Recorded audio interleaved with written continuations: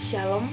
Di sini kami akan membahas materi tentang perkembangan atau perluasan gereja mula-mula guna untuk memenuhi tugas UTS sejarah gereja yang akan dibawakan oleh dua pemateri. Pemateri pertama saya sendiri, Indrisis Katriani, dan pemateri kedua, Elin Tangkepare. Kami dari kelas A, jurusan Pendidikan Agama Kristen, angkatan 2019. Langsung saja, dalam perkembangan atau perluasan gereja mula-mula, jemaat Kristen pertama terdiri dari orang-orang Yahudi. Orang-orang Yahudi Kristen itu tetap mengunjungi bait Allah dan sinagoge dan menaati hukum Taurat dengan setia. Perluasan gereja bertolak dari daerah Palestina sampai Syria. Dari sana, Injil dibawa ke daerah-daerah di sebelah barat, timur, dan selatan. Dalam perolehan kedua, abad kedua, agama Kristen sudah tersebar dari daerah yang terbentang dari Eropa Barat sampai Asia Tengah.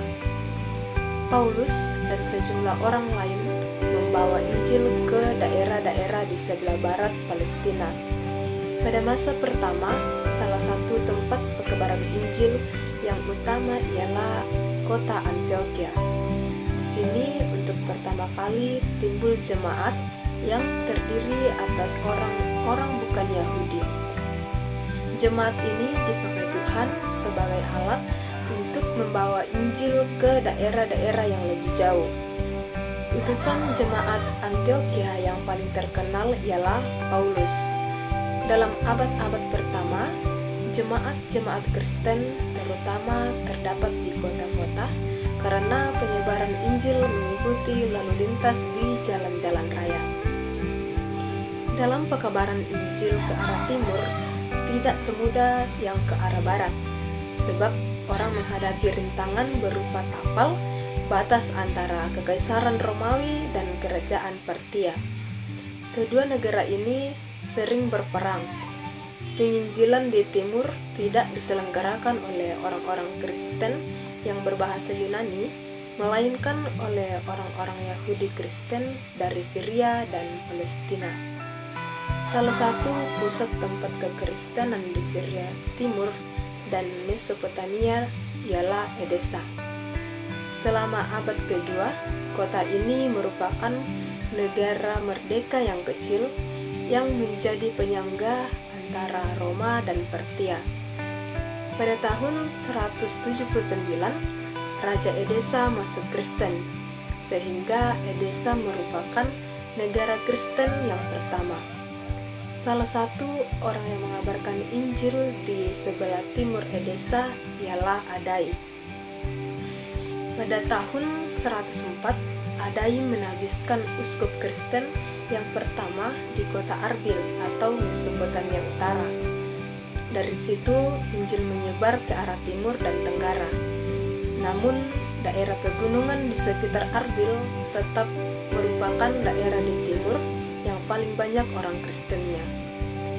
Di kemudian hari, daerah inilah yang menjadi pusat kekristenan di Asia dan pangkalan usaha pekabaran Injil di situ. Agama Kristen juga tersebar ke arah selatan. Sekitar 180 Masehi, agama Kristen sudah tersebar ke daerah-daerah yang membentang dari Galilea atau Prancis di barat sampai Arabia Selatan dan Persia di timur. Orang-orang Kristen yang paling banyak terdapat di Mesopotamia Utara, Syria, Asia Kecil, dan Afrika Utara. Mereka lebih jarang di daerah-daerah di sebelah barat dan timur. Gereja pada abad pertama bisa disebut sebagai gereja pada zaman rasul-rasul. Hal ini dimulai dari hari Pentakosta atau setelah kenaikan Tuhan Yesus, sampai pada kematian rasul terakhir, yaitu Rasul Yohanes. Periode apostolik ini berlangsung kurang lebih 70 tahun, dari kira-kira tahun 30 sampai 100 Masehi. Tempat berlangsungnya adalah di tanah Palestina secara bertahap meluas ke daerah Syria, Asia Minor, Yunani, dan Italia dengan gereja yang berpusat terdapat di kota Yerusalem, Antioquia, dan Roma. Perkembangan gereja ini merupakan hasil perjuangan para rasul-rasul yang diwakili oleh Rasul Petrus yang banyak mempertobatkan orang Yahudi dan Rasul Paulus yang banyak mempertobatkan orang-orang non-Yahudi. Rasul-rasul lain pun tentu saja turut mengambil bagian dalam memberitakan Injil Yesus Kristus ke seluruh dunia. Materi selanjutnya akan dibawakan oleh Elin Tangkepare. Namun, di tengah-tengah kisah perkembangan gereja mula-mula, ada beberapa hal yang disayangkan terjadi, seperti perpecahan di dalam gereja di Korintus. Hal ini terjadi karena adanya beberapa orang yang mengagung-agungkan orang-orang yang memberitakan Injil dan melayani jemaat di sana, sehingga muncul golongan-golongan di antara jemaat.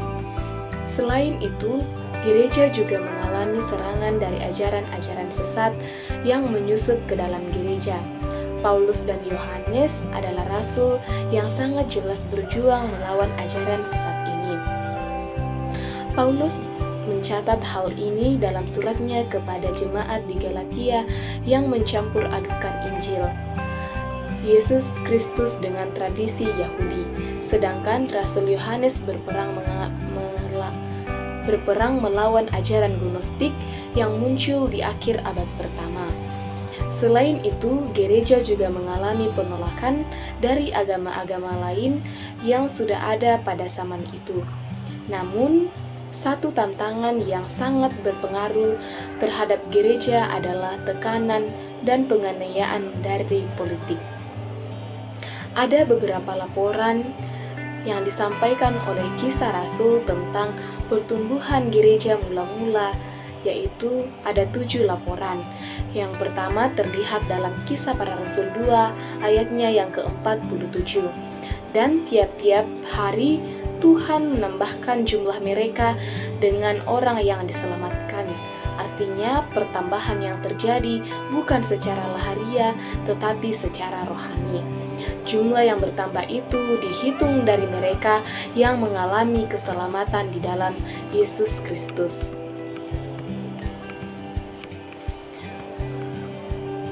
Kedua, yaitu dalam Kisah Para Rasul 4 ayat yang keempat. Tetapi di antara orang yang mendengar ajaran itu, banyak yang menjadi percaya, sehingga jumlah mereka di antara orang yang mendengar ajaran itu menjadi lebih banyak. Kira-kira 5.000 orang laki-laki. Penjelasan dalam ayat ini disertai dengan laporan jumlah mereka yang percaya, suatu jumlah yang besar dari suatu kumpulan yang baru berkembang. Ketiga, dalam Kisah Para Rasul 6 ayatnya yang ke-7, firman Allah makin tersebar dan jumlah murid di Yerusalem makin bertambah banyak. Juga sejumlah besar imam menyerahkan diri dan percaya. Pada laporan ini, bukan saja soal jumlah orang percaya yang dilaporkan makin bertambah, tetapi juga kelompok sulit untuk percaya pun, yaitu para imam, banyak yang menjadi percaya. Keempat, selama beberapa waktu, jemaat di Yudea, Galilea, dan Samaria berada dalam keadaan damai, yaitu dibangun dan hidup di dalam penghiburan Roh Kudus. Terdapat dalam Kisah Para Rasul 9 ayatnya yang ke-31. Kelima, maka firman Tuhan menjadi tersebar dan makin banyak didengar orang. Terdapat dalam Kisah Para Rasul 9 ayatnya yang ke-31. Keenam, demikianlah jemaat-jemaat diteguhkan dalam iman dan makin lama bertambah besar jumlahnya. Terdapat dalam Kisah Para Rasul 16 ayatnya yang ke-5. Ketujuh, pada Kisah Para Rasul 19 ayatnya yang 20, dengan jalan ini makin tersiar firman Tuhan dan makin berkuasa. Laporan-laporan pada ayat-ayat ini yang sudah menunjukkan bahwa pertumbuhan jemaat mula-mula sangat pesat dan signifikan. Suatu perkembangan atau pertambahan yang menakjubkan. di mana jemaat mula-mula itu dimulai dengan kelompok yang kecil, tetapi dalam waktu yang tidak terlalu lama jumlah mereka mencapai ribuan pengikut. Karena itu, dari penyataan ayat-ayat dari Kisah Para Rasul menyatakan pertumbuhan gereja mula-mula dimulai dari Yerusalem dan terus berkembang secara signifikan ke tempat-tempat yang lebih luas. Dan perkembangannya pun menjangkau daerah-daerah, suku-suku, bukan Yahudi, dan semua lapisan masyarakat. Analisis pertumbuhan gereja mula-mula dalam Kisah Para Rasul sangat mencengangkan, karena dalam waktu yang tidak terlalu lama, Injil sudah menyeberang ke Asia Kecil dan sebagian Eropa Selatan. Sekian materi dari kami, kurang lebihnya mohon dimaafkan.